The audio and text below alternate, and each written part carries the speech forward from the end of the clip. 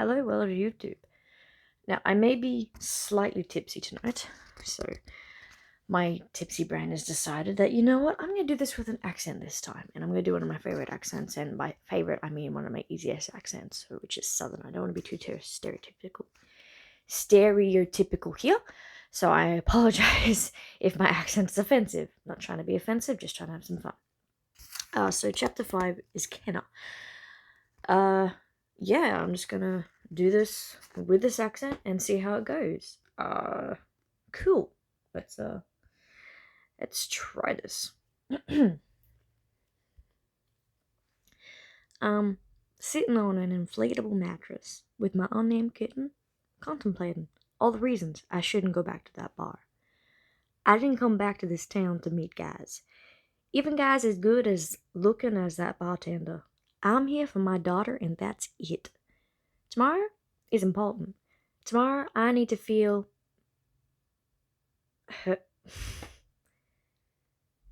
Herculean? Okay. Tomorrow I need to feel Herculean, but the bartender unintentionally made me feel weak by pulling away my glass of wine. I don't know what he saw in my face that made him want to take the wine away from me. I wasn't going to drink it. I only ordered it so I could feel a sense of control in not drinking it. I wanted to look at it and smell it and then walk away from it feeling stronger than when I sat down.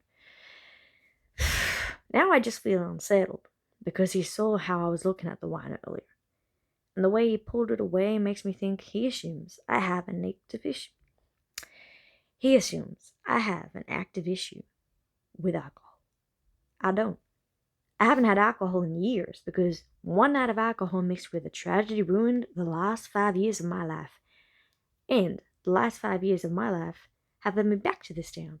And this town makes me feel nervous. And the only thing that calms my nerves is doing things that make me feel like I'm still in control of my life and my decisions. That's why I wanted to turn the wine down. Damn it.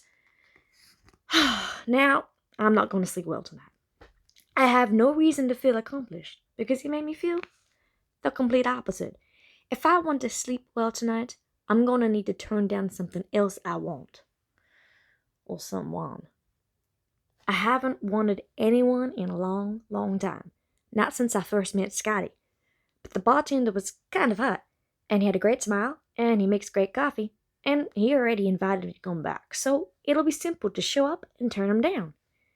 Then I'll sleep well, and be prepared to wake up and face the most important day of my life. I wish I could take my new kitten with me. I feel like I need a sidekick. But she's asleep on the new pillow I bought at the store earlier. I didn't buy much. The inflatable mattress, a couple of pillows and sheets, some crackers and cheese, and some cat food and litter. I decided I'm only going to live 2 days at a time in this town. Until I know what tomorrow will bring, there is no sense in my wasting any of the money I've been working 6 months to save up. I'm already running low, which is why I choose not to call a cab. I leave the apartment to walk back to the bar, but I don't carry my purse or my notebook with me this time. I just need my driver's license and my apartment key. It's about 1.5 miles walk away from my apartment to the bar, but it's nice out, and the road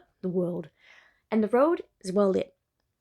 I'm a little concerned that someone might recognize me at the bar, or even on my walk there, but I look completely different than I did 5 years ago. I used to care more about Wow, I cannot speak tonight. I used to care more about self-maintenance, but 5 years in prison has made me less concerned about hair dye and extensions and false lashes and artificial nails. I didn't live in this town long enough to make friends outside of Scotty, so I doubt many people even know who I am. I'm sure plenty of them know of me, but it's hard to be recognized when you aren't even missed. Let's turn the page without being next to the microphone, because that's really loud. Man, you catch everything. It's both impressive and annoying.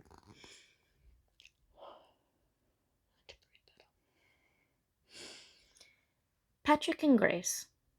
What? Patrick and Grace might recognize me if they saw me, but I only met them once before going to prison. Prison. I'll never get used to saying that word. It's such a hard word to say out loud. When you lay the letters out on paper individually, they don't seem that harsh. But when you say the word out loud, prison, it's just so damn severe. When I think about when I think about where I've been for the past 5 years, I like to refer to my head as the facility. Or I'll think of my time there as when I was away and leave it at that. To say when I was in prison is not something I'll ever get used to saying. I'll have to say it this week when I look for a job. They'll ask, "Have you ever been convicted of a crime?" I'll have to say, "Yes, I spent 5 years in prison for involuntary manslaughter." They'll either hire me or they won't. They probably won't. There's a double standard for women, even behind bars. When women say they've been to prison, people think trash, whore, addict, thief. But when men say they've been to prison, people add badges of honor to the negative thoughts, like trash, but badass, addict, but tough, thief, but impressive. There's still a stigma with the man, but the women never get out with stigmas and badges of honor. According to the clock on the courthouse, I make it back downtown at 11:30. Hopefully he's still here, even though I'm half an hour late. I didn't pay attention to the name of the bar earlier. Probably because it was daylight out, and it was shocked. Try that again. I was shocked it was no longer a bookstore. But there's a small neon sign above the door that reads, Wards. I hesitate before going back inside. My return presence is more or less sending this guy a message I'm not sure I want him to receive. But the alternative is my going back to that apartment and being alone with my thoughts.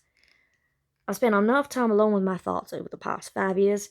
I'm craving people. That was really Irish. Try that again. I'm craving people and noise and all the things I haven't had, and my apartment reminds me a little of prison. There's a lot of loneliness and silence there. I open the door to the bar. It's louder and smokier and somehow darker than it was earlier. There are no empty seats, so I weave through the people. Find the restroom, wait in the hall, wait inside, weave some more. Finally, a booth opens up. I cross the room and sit in it alone. I watch the bartender flow behind the bar. I like how unbothered he seems. Two guys get into an argument, but he doesn't care. He just points to the door and they leave. He does that a lot. Points at things, people just do the things he points out for them to do. He points at two customers while making eye contact with the other bar. Well, that was really... What the hell was that accent? He points at two customers while making eye contact with the other bartender. That bartender walks up to them and closes out their tabs. He points to an empty shelf, and one of the waitresses nods, and then a few minutes later, she has the shelf restocked. He points at the floor, and the other bartender disappears through the double doors and reappears with a mop to clean up a spill.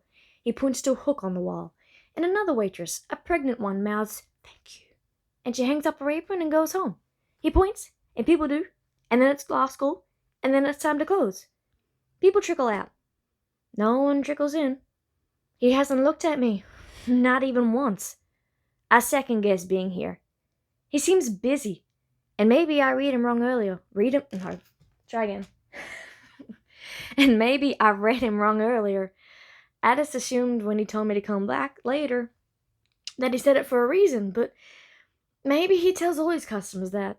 I stand up thinking maybe I need to trickle out too, but when he sees me stand, he points.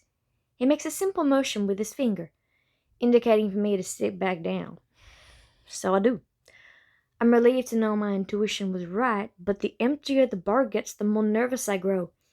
He assumes I'm a grown-ass woman, but I barely feel like an adult. I'm a 26-year-old teenager, inexperienced, starting from scratch. I'm not sure I'm here for the right reasons. I thought I could just walk in, flirt with him, and then walk away, but he's more tempting than any bougie coffee. I came here to turn him down, but I had no idea that he would be pointing all night or that he would point at me. I had no idea pointing was sexy. I wonder if I would have found it sexy 5 years ago, or if I'm pathetically easy to please now.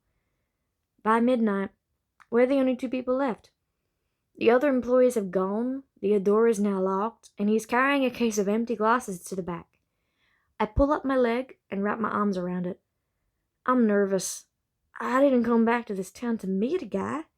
I'm in this town with a much bigger purpose. One he looks like he could derail with one point of a finger.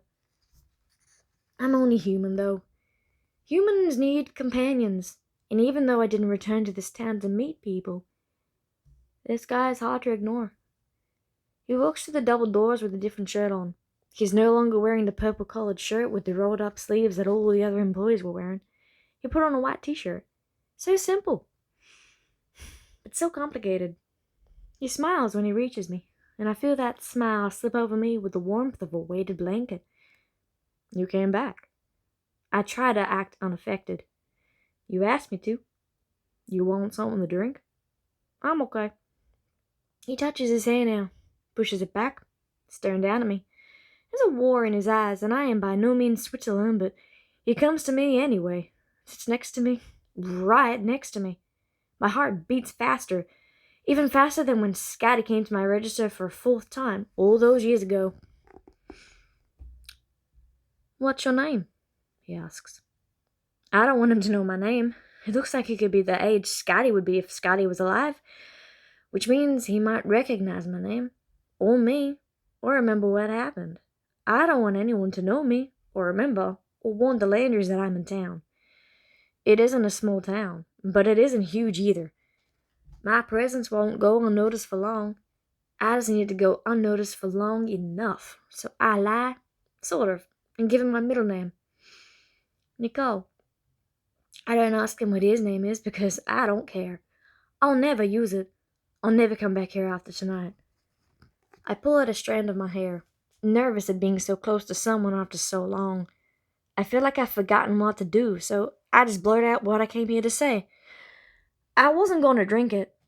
He tilts his head, confused by my confession, so I clarify. The wine. Sometimes I shake my head. It's dumb, but I do this thing where I order alcohol specifically to walk away from it.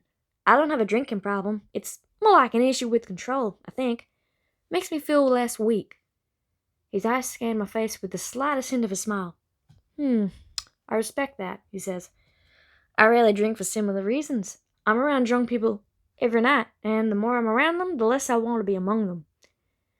Bartender who doesn't drink? That's rare, right? I think bartenders would have one of the highest rates of alcoholism. Easy access. It's actually the construction industry, which probably isn't good for my odds. I've been near... Wow, try that again. Which probably isn't good for my odds. I've been building a house for several years now. Really setting yourself up for failure. He smiles. Looks that way. He relaxes into the booth a little more. What do you do, Nicole? This is the moment I should walk away, before I say too much, before he asks more questions. But I like his voice and his presence. I feel like staying here would be distracting, and I really need a distraction right now. I just don't want to talk. Talking won't get me in trouble in this town. Do you really want to know what I do for a living? I'm sure he'd rather have his hand up my shirt than hear whatever a girl would do. Wow, try that again. I'm sure he'd rather have his hand up my shirt than hear whatever it is a girl would say in this moment. And since I don't want to admit that I do nothing for a living, because I've been locked up for 5 years, I slide under his lap. It surprises him, almost as if he really did not expect us to sit here and chat for the next hour. His expression changes from mild shock to acceptance. His hands fall to my hips, and he grips them. I shiver from the contact. He adjusts me so that I'm sitting a little farther up, and I can feel him through his jeans, and I am suddenly not as confident that I can walk away as I was 5 seconds ago. I thought I could kiss him, and then tell him goodnight, and saunter home with pride. I just wanted to feel a little bit more powerful before tomorrow, but now he's dragging his fingers across the skin of my waist, and it's making me weaker and weaker and so fucking thoughtless. Not thoughtless as in uncaring, but thoughtless as in empty inside my head, and feeling everything in my chest like a ball of fire is building inside of me. His right hand slides up my back, and I gasp because I feel his touch surge through me like a current. This guy is touching my face now, running his fingers down my cheekbone, and then his fingertips across my hips. That was Irish. He's staring at me like he's trying to figure out where he knows me from. Maybe that's just my paranoia at work. Who are you? That was not Irish, or even Southern for that matter, whatever. I already told him, but I repeat my middle name anyway. Nicole. He smiles, but then loses the smile and says, I know your name, but where'd you come from? Why have we never met before tonight? I don't want his questions. I have no honest answers. I move a little closer to his mouth. Who are you? Ledger, he says, right before he rips open my past, pulls out what's left of my heart, drops it on the floor, and then kisses me. This is kind of like a break in the chapter. Okay. Sorry, bear with me. People say you fall in love, but fall is such a sad word when you think about it. Falls are never good. You fall on the ground, you fall behind, you fall to your death.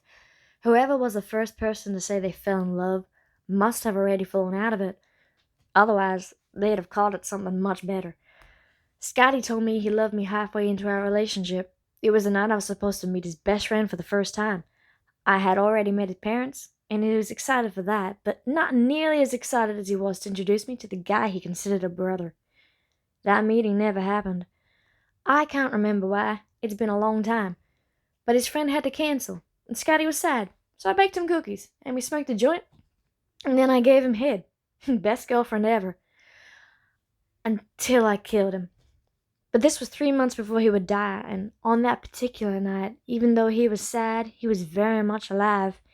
He had a beating heart and a rapid pulse and a heaving chest and tears in his eyes when he said, I fucking love you, Kenna. I love you more than I've ever loved anyone. I miss you all the time, even when we're together. It stuck with me. I miss you all the time, even when we're together. And I thought that was the only thing that stuck with me that night, but I was wrong. Something else stuck with me that night. A name.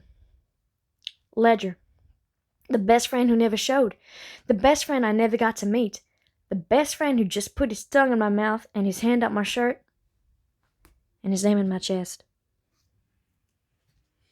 Okay, I think I'm actually tempted to just read the rest of that book in that accent. Makes it so much better. However, I am going to end it there because I went over time. But I hope you enjoyed that as much as I enjoyed it. Good night, world of YouTube.